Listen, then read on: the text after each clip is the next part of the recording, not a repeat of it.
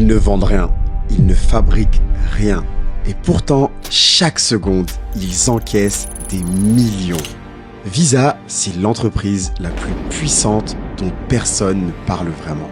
Pas de magasin, pas de bureau ouvert au public, juste un petit logo sur une carte et une position dominante dans l'un des marchés les plus obscurs du capitalisme, les paiements. Mais ce que personne ne vous dit, c'est que Visa ne gagne pas sa vie grâce à la carte que vous utilisez. Ils gagnent leur vie parce que vous n'avez pas le choix. Et ça, c'est pas un business, c'est un verrou, un monopole, une prise d'otage globale emballée dans du plastique bleu et or. Un empire qui ne possède pas une seule banque, mais qui fait plier toutes les banques du monde. Un empire qui ne prête pas d'argent, mais qui prend sa part sur chaque centime échangé.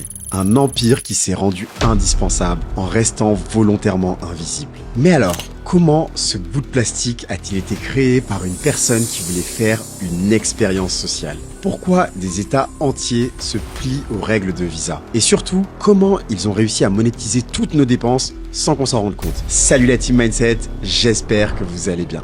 Merci à tous ceux qui ont participé au premier sondage que j'ai fait sur la chaîne pour vous demander ce que vous vouliez voir. Je vais le faire plus souvent, donc n'hésitez pas à y répondre. Aujourd'hui, on va donc plonger dans l'histoire méconnue de Visa, un projet qui est né dans la panique et qui est devenu un standard mondial. C'est une histoire de prise de risque complètement insensé, de pouvoir absolu, de pacte entre géants et d'un piège qui s'est refermé lentement sur toute la planète, carte après carte. Et comme toujours, on terminera par les leçons marquantes de cette histoire pour tout entrepreneur. Mais avant de commencer, j'en parle jamais, mais vous avez été plusieurs à me dire que vous n'avez pas vu telle ou telle vidéo. Pour être sûr de ne rien rater, sachant que cette vidéo est la première d'une série sur l'empire invisible des cartes de paiement, pensez à bien activer la cloche des notifications. Allez, c'est parti!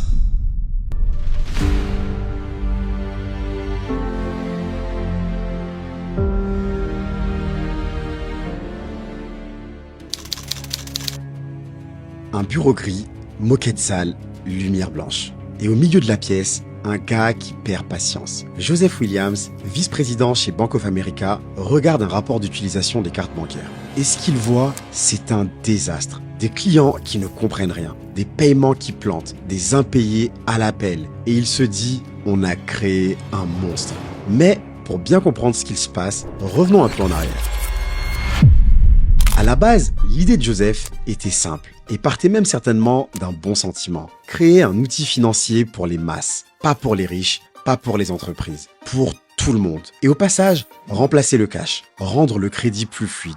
D'ailleurs, retenez bien cette information, on y reviendra plus tard. Pour réaliser son objectif, il imagine le modèle suivant. Une carte, une signature, un paiement. Mais dans les faits, c'est l'anarchie. Lui et ses collègues viennent de lancer la Bank Americard dans leur petite ville, Fresno, pour un test. Et déjà là, c'était compliqué. Fraude, surendettement, bugs techniques. Mais alors, imaginez en 1966 quand ils ont voulu déployer ça à l'échelle nationale. C'est comme si vous aviez filé une grenade à un enfant et cet enfant a dégoupillé sans lire la notice. Et en même temps, je me demande ce qu'il a bien pu leur passer par la tête pour se dire « on va juste envoyer une carte de crédit gratuite à tous les foyers américains ». Parce que oui, c'est cette phrase-là qui a tout déclenché. Pas de demande des clients, pas de vérification de leurs revenus ou passifs, juste un envoi massif par la poste à l'aveugle. 60 millions de cartes, balancées comme des prospectus. Certains la jettent, d'autres s'en servent pour s'acheter un frigo, une voiture ou faire les courses sans avoir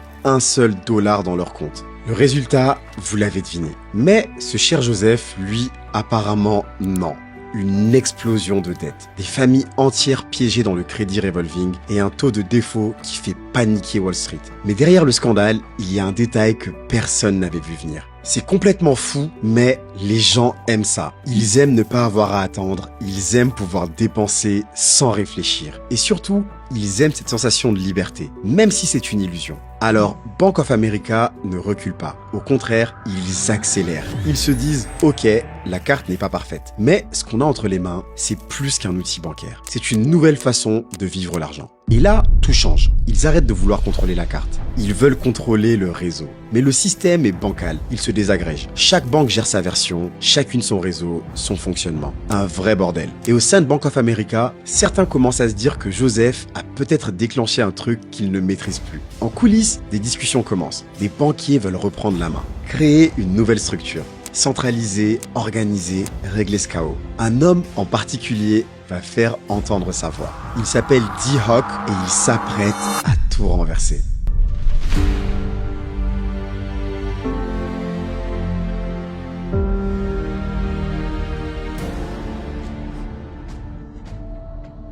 Un petit bureau de banlieue, standing très moyen. Un homme raccroche le téléphone. Il a le regard fixe, les sourcils froncés. Il s'appelle D-Hawk. C'est un cadre local de la National Bank of Commerce. Et ce qu'il vient d'entendre va changer sa vie. Bank of America veut transférer la gestion de Bank America dans l'Ouest. Il se dit, c'est pas un cadeau, c'est une bombe. Parce que Bank America, à cette époque, c'est toujours un désastre ambulant. Des dettes, des bugs, des commerçants en colère. Et BOA veut s'en débarrasser. Mais Hawk ne raccroche pas. Il respire, il réfléchit et encore mieux, il accepte. Pas parce qu'il aime ce système, mais parce qu'il sait qu'il peut le réinventer. Pendant des mois, il plonge dans les rapports. Et il comprend une chose que les autres n'ont pas vue. Ce n'est pas la carte le vrai problème. C'est la structure, le système en silo, le manque de coordination. Chaque banque veut garder le pouvoir, chacune tire dans sa direction, personne ne fait confiance à personne.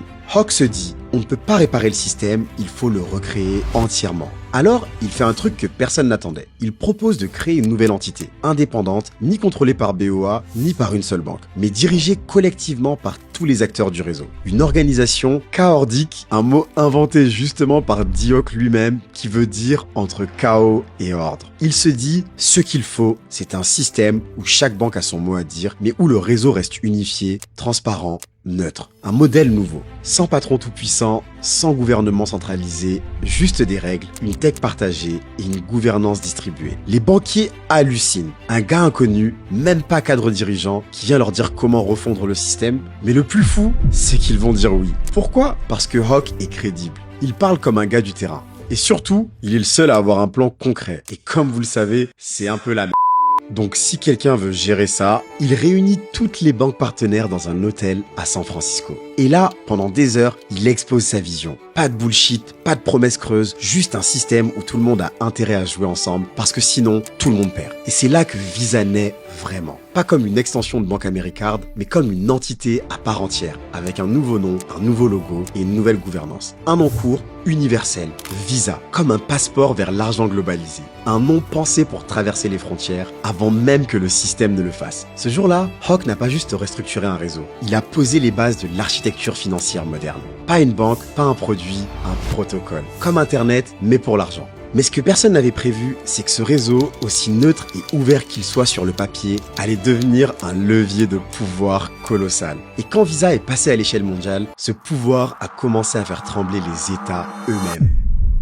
Et justement, peut-être que vous aussi, vous devriez reprendre le pouvoir sur votre argent. Vous le savez, Visa n'est pas le seul à nous ponctionner discrètement. Les banques classiques prennent des frais partout, avec des interfaces vieilles de 15 ans. Aujourd'hui, il y a des solutions bien plus agiles pour gérer vos investissements. Et justement, XTB est le partenaire d'Entrepreneur Mindset. XTB, c'est un courtier européen créé en 2002, coté en bourse, régulé en France par l'AMF et l'ACPR. Ils ont déjà près de 2 millions de clients et des bureaux en France, à Paris La Défense. Et surtout, depuis ce trimestre, ils proposent un PEA ultra compétitif. Zéro commission sur les actions et ETF européens, jusqu'à 100 000 € de transactions par mois. Le tout sur leur plateforme Xstation 5, qui est franchement l'une des plus agréables à utiliser. Les banques font de vous un épargnant, XTB vous donne les outils pour devenir réellement investisseur et construire un patrimoine qui travaille vraiment pour vous. Si vous voulez reprendre le contrôle sur vos investissements, testez XTB maintenant, c'est gratuit. Le lien est dans la description ou flashez le QR code qui s'affiche à l'écran.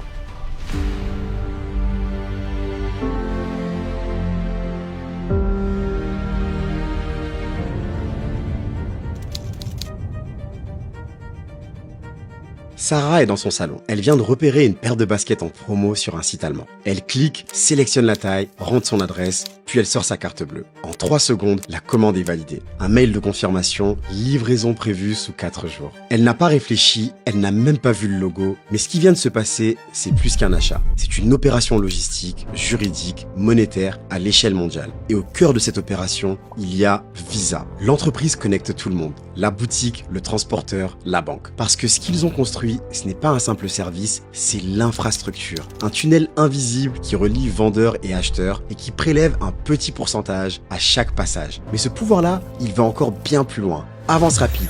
On est en 2010 Internet est en feu. Wikileaks commence à publier des documents confidentiels sur les guerres américaines, des crimes de guerre, des mensonges d'État. Résultat, PayPal coupe les dons, les banques ferment les comptes, et là, Visa et Mastercard, le grand rival dont on parlera dans une prochaine vidéo, entrent en scène. Ils bloquent volontairement toutes les transactions vers Wikileaks. Pas parce que c'était illégal, mais parce que les États-Unis ont fait pression. En quelques heures, une entreprise privée décide qui a le droit de recevoir de l'argent ou non. Sans procès, sans débat, juste une coupure sèche. Et ça, c'est un tournant. Visa, ce n'est plus juste un outil, c'est un organe de contrôle économique. On avance encore, on est en 2022. La guerre en Ukraine commence, les sanctions tombent. Visa suspend toutes ses opérations en Russie. Conséquence directe, des millions d'habitants se retrouvent du jour au lendemain coupés du monde économique occidental. Ils peuvent encore acheter du pain dans leur quartier, mais réserver un hôtel à l'étranger, impossible. Et là, c'est plus qu'un geste symbolique. Visa devient une arme géopolitique. Pas une banque, pas une armée, mais une boîte tech qui dicte qui peut encore commercer avec qui.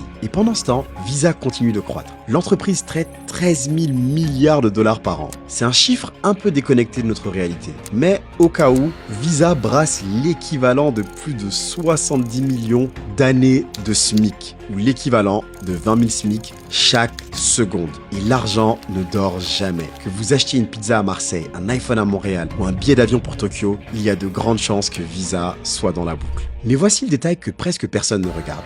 L'actionnariat. Visa n'appartient pas à des États, pas à des banques centrales, pas à des clients, mais à des investisseurs privés, des hedge funds, des banques d'affaires, des BlackRock, des Vanguard. D'ailleurs, ce sont des entreprises dont j'aimerais beaucoup vous parler sur la chaîne. Dites-moi si ça vous intéresse. L'ironie, c'est que ceux qui sont au sommet de la chaîne, ceux qui se gavent grâce à nos cartes, sont les seuls à ne jamais la sortir. Et pour gagner plus, ils sont prêts à tout.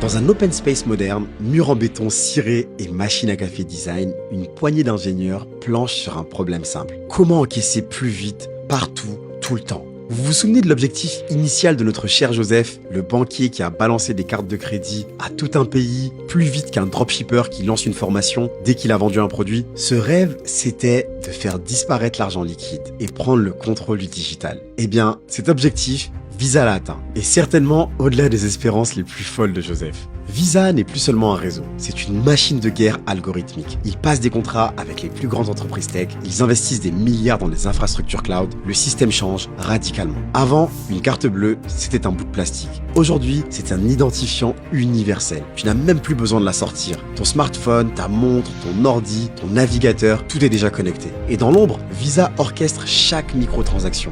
Que ce soit un café à 2 € ou une place de concert à 400, la logique est la même. Visa prend sa part, sans bruit, sans effort. Mais ce qu'on comprend rarement, c'est que cette transformation-là n'est pas juste technique, c'est philosophique. Car Visa ne veut plus juste permettre le paiement, ils veulent prédire, orienter, analyser. Ils rachètent des startups d'IA, ils investissent dans des plateformes de scoring comportemental et ils deviennent experts d'un domaine bien plus rentable que le paiement, le contrôle des données. Un exemple concret, l'Afrique. Visa y voit un terrain vierge, des milliards de transactions encore faites en cash. Alors ils débarquent, proposent des partenariats avec les États, numérisent les aides sociales, digitalisent les impôts et petit à petit injectent leur système dans le quotidien. Ce n'est pas juste une expansion commerciale, c'est une prise de position géopolitique. Et le plus fort, c'est que Visa réussit à faire tout ça sans que personne ne les voit comme une menace. Pas comme Amazon, Google ou Facebook. Pas comme les banques. Pourquoi? Parce qu'ils restent invisibles. Ils ne prêtent pas, ils n'épargnent pas, ils ne vendent rien directement. Mais ils sont l'infrastructure, le ciment, le système. Et dans ce système, une chose est sûre, plus le monde devient digital, plus Visa devient puissant. Pas parce qu'ils innovent plus vite, mais parce qu'ils sont déjà partout. Et qu'une fois que vous tenez les routes, vous n'avez plus besoin de posséder les voitures. Bien sûr, tout cet argent distribué a aiguisé les appétits d'autres entreprises que vous connaissez très bien et qui ont l'intention de prendre leur part de ce juteux marché.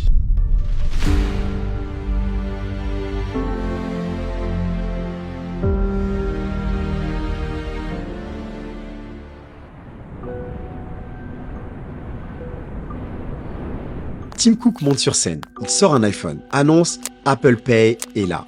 Fini les cartes, fini les portefeuilles, tout passe par votre téléphone. Dans la salle, les investisseurs se frottent les mains. Certains se disent c'est peut-être la fin pour Visa. Mais dans les bureaux de Visa, personne ne panique. Pourquoi? Parce que ce que personne n'a vu, c'est que derrière chaque paiement Apple Pay, il y a encore Visa. Apple a construit la façade, Visa, elle, possède les fondations. Ce scénario va se répéter encore et encore. PayPal, même combat. Stripe, connecté à Visa. Crypto, tu peux y échapper, sauf que pour convertir tes bitcoins en euros, tu passes souvent par une carte Visa. Visa ne se bat pas contre l'innovation, elle la digère. À chaque fois qu'un nouvel acteur arrive sur le marché, Visa ne cherche pas à le détruire, elle le rend dépendant. Une intégration, un partenariat, un protocole. Et petit à petit, la rébellion devient un canal de plus. Mais attention, Visa n'est pas intouchable. Depuis quelques années, des lignes commencent à bouger. Certains pays comme la Chine ont bâti leur propre rail. Les stablecoins menacent l'idée même d'un réseau centralisé. Et surtout, Mastercard n'a jamais abandonné. Là où Visa impose, Mastercard s'adapte. Là où Visa verrouille, Mastercard infiltre. Là où Visa construit un empire, Mastercard construit des alliances. Et ce que très peu de gens savent, c'est qu'à l'origine, Mastercard a été créé en secret pour contrer Visa, par 150 banques, dans l'ombre, pour reprendre le pouvoir. Mastercard, c'est un peu l'autre face de la pièce, l'autre style, l'autre stratégie. Mais cette histoire sera pour notre prochain épisode, donc pensez à activer la cloche.